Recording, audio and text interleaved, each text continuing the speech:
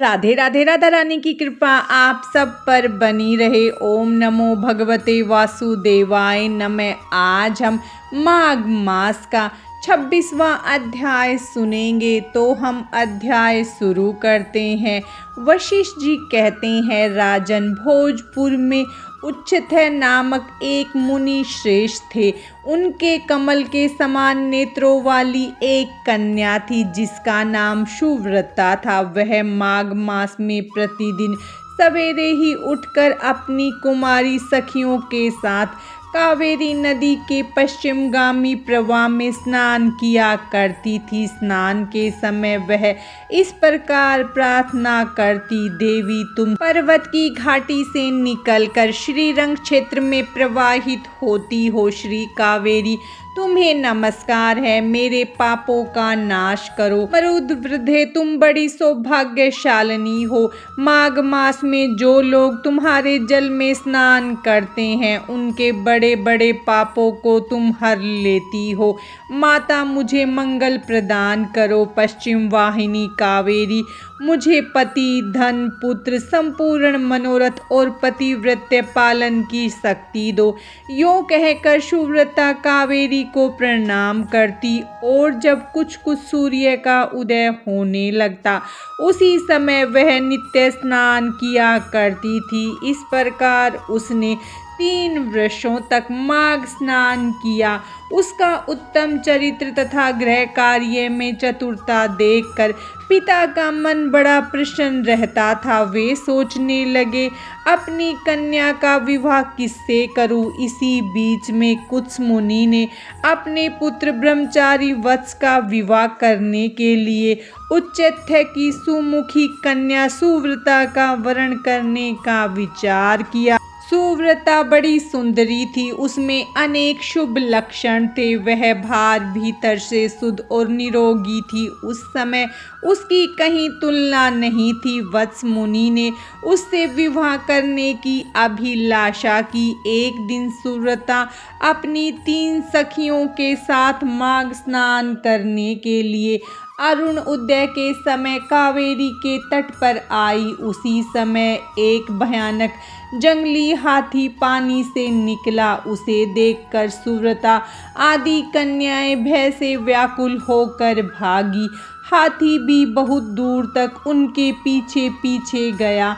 चारों कन्याएं वेग से दौड़ने के कारण हांफने लगी और तिनकों से ढके हुए एक बहुत बड़े जल शून्य कुएं में गिर पड़ी। कुएं में गिरते ही उनके प्राण निकल गए। जब वे घर लौट कर नहीं आई तब माता पिता उनकी खोज करते हुए इधर उधर भटकने लगे। उन्होंने वन में घूमकर झाड़ी झाड़ी छान डाली। आगे जाने पर उन्हें एक गहरा कुआं दिखाई दिया जो तिनकों से ढका होने के कारण प्राय दृष्टि में नहीं आता था। उन्होंने देखा, वे कमल लोचन कन्याएं कुएं के भीतर निर्जीव होकर पड़ी हैं। उनकी माताएं कन्याओं के पास चली गई और शोकाग्रस्त हो बारंबार उन्हें छाती से लगाकर विमले, कमले, सुवर्ते, सुरसे आदि नाम लेकर विलाप करने लगी। कन्याओं की माताएं जब इस प्रकार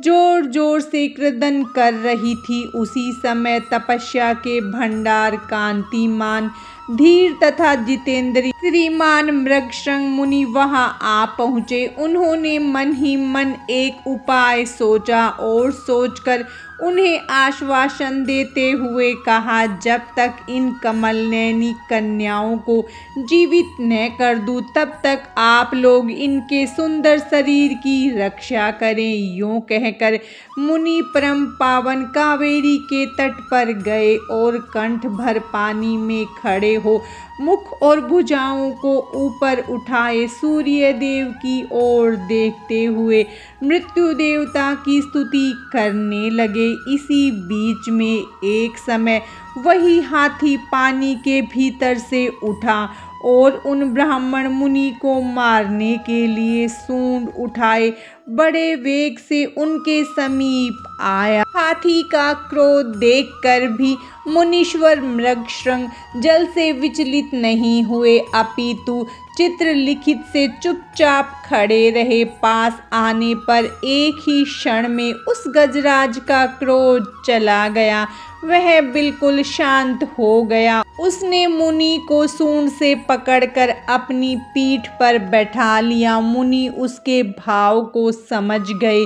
उसके कंधे पर सुखपूर्वक बैठने से उन्हें बड़ा संतोष हुआ और जब समाप्त करके हाथों में जल ले, मैंने 8 दिनों के माघ स्नान का पुण्य तुम्हें दे दिया।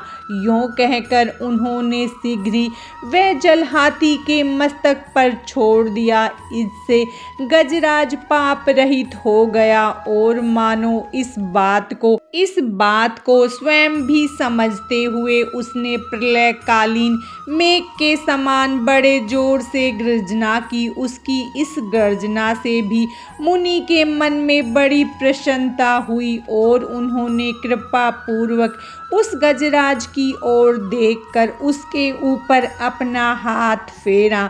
मुनि के हाथ का स्पर्श होने से उसने हाथी का शरीर त्याग दिया और आकाश में देवताओं की भांति दिव्य रूप धारण किए दृष्टि गोचर हुआ। उस रूप में उसे देखकर मुनीश्वर को बड़ा विस्मय हुआ। मुनीश्वर, मैं कृतार्थ हो गया, क्योंकि आपने मुझे अत्यंत निंदित एवं पापमयी पशु योनि से मुक्त कर दिया। दयानिधि, अब मैं अपना सारा वृत्तांत बतलाता हूँ, सुनिए। पूर्व काल की बात है। नैषद नगर में विश्वगुप्त नाम से प्रसिद्ध परम धर्मात्मा तथा सौधर्म पालन में तत्पर एक वैश्य रहते थे। मैं उन्हीं का पुत्र था। मेरा नाम धर्मगुप्त था। स्वाध्याय, यजन, दान, सूद लेना, पशुपालन, गोरक्षा, खेती और व्यापार, यही सब मेरा काम था। द्विजश्रेष्ठ, मैं अनुचित काम और दम से सदा दूर ही रहा। सत्य बोलता और किसी की निंदा नहीं करता था। इंद्रियों को काबू में रखकर अपनी स्त्री से ही अनुराग करता था और प्रायी स्त्रियों के संपर्क से बचा रहता था। मुझ में राग, भय और क्रोध भी नहीं थे। लोभ और मत्सर को ही मैंने छोड़ रखा था। दान देता, यज्ञ करता, देवताओं के प्रति भक्ति रखता और गौओं तथा ब्राह्मणों के हित में संलग्न रहता था। सदा धर्म, अर्थ और काम का सेवन करता तथा व्यापार के काम में भी कभी किसी को धोखा नहीं देता था। ब्राह्मण लोग जब यज्ञ करते उस समय उन्हें बिना मांगे ही धन देता। समय पर श्राद्ध और संपूर्ण देवताओं पूजन करता था। अनेक प्रकार के सुगंधित द्रव्य, बहुत से पशु, दूध, दही, मट्ठा, गोबर, घास, लकड़ी, फल मूल, नमक, जायफल, पीपल, अन्न, साग के बीज, नाना प्रकार के वस्त्र, धातु, ईख के रस से तैयार होने वाली वस्तुएं और अनेक प्रकार के रस बेचा करता था। जो दूसरों को देता था वह तोल में कम नहीं रहता था और जो औरों से लेता वह अधिक नहीं होता था। जिन रसों को बेचने से पाप होता है उनको छोड़कर अन्य रसों को बेचा करता था। बेचने में छल कपट से काम नहीं लेता था। जो मनुष्य साधु पुरुषों को व्यापार में ठगता है वह घोर नरक में पड़ता है तथा उसका धन भी नष्ट हो जाता है। मैं सब देवताओं, ब्राह्मणों तथा गौओं की प्रतिदिन सेवा करता था और पाखंडी लोगों से दूर रहता था। ब्राह्मण किसी भी प्राणी से मन और वाणी क्रिया द्वारा ईर्ष्या किए बिना ही जो जीविका चलाई जाती है वही परम धर्म है। मैं ऐसी ही जीविका से निर्वाह करता था। इस प्रकार धर्म के मार्ग से चलकर मैंने 1 करोड़ स्वर्ण मुद्राओं का उपार्जन किया। मेरे एक ही पुत्र था जो संपूर्ण गुणों में श्रेष्ठ था। मैंने अपने सारे धन को 2 भागों में बांटकर आधा तो पुत्र को दे दिया और आधा अपने लिए रखा। अपने हिस्से का धन लेकर पोखरा खुदवाया, नाना प्रकार के वृक्षों से युक्त बगीचा लगवाया, अनेक मंडपों से सुशोभित देव मंदिर बनवाया, मरुभूमि के मृगों में फौसले और कुएं बनवाए तथा ठहरने के लिए धर्मशालाएं तैयार कराई। कन्यादान, गोदान और भूमि दान किए। तिल, चावल, गेहूं और मूंग आदि का भी दान किया। उड़द, धान, तिल और घी आदि का दान तो मैंने बहुत बार किया। तदंतर रस के चमत्कारों का वर्णन करने वाला कापालिक मेरे पास आया और कौतूहल पैदा करने के लिए कुछ करामात दिखाकर उसने मुझे अपने माया जाल में फंसा कर ठग लिया। उसकी करतूतें देखकर उसके प्रति मेरा विश्वास बढ़ गया और रसवाद, चांदी, सोना आदि बनाने के नाम पर मेरा सारा धन बर्बाद हो गया। उस कपालिक ने मुझे भ्रम में डालकर बहुत दिनों तक भटकाया। उसके लिए धन दे देकर मैं दरिद्र हो गया। माघ का महीना आया और मैंने 10 दिनों तक सूर्य उदय के समय महानदी में स्नान किया, किंतु बुढ़ापे के कारण इससे अधिक समय तक मैं स्नान का नियम चलाने में असमर्थ हो गया। इसी बीच में मेरा पुत्र देशांतर में चला गया, घोड़े मर गए, खेती नष्ट हो गई और बेटे ने वेश्या रख ली। फिर भी भाई बंधु यह सोचकर कि बेचारा बूढ़ा है, धर्मात्मा और पुण्यवान है, धर्म के ही उद्देश्य से मुझे कुछ सूखा अन्न और भात दे दिया करते थे। अब मैं अपना धर्म बेचकर कुटुंब पालन पोषण करने लगा, केवल माघ स्नान के फल को नहीं बेच सका। एक दिन जिह्वा की लोलुपता के कारण दूसरे के घर पर खूब गले तक ठूंसकर मिठाई खा ली। इससे आजीर्ण हो गया। आजीर्ण से अतिसार की बीमारी हो गई और उससे मेरी मृत्यु हो गई।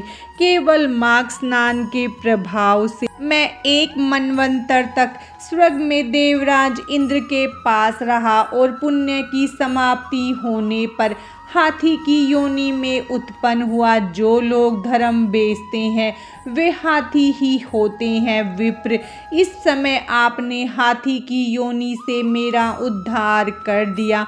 मुझे स्वर्ग की प्राप्ति होने के लिए आपने पुण्य दान किया है। हे मुनीश्वर, मैं कृत्यार्थ हो गया, कृत्यार्थ हो गया।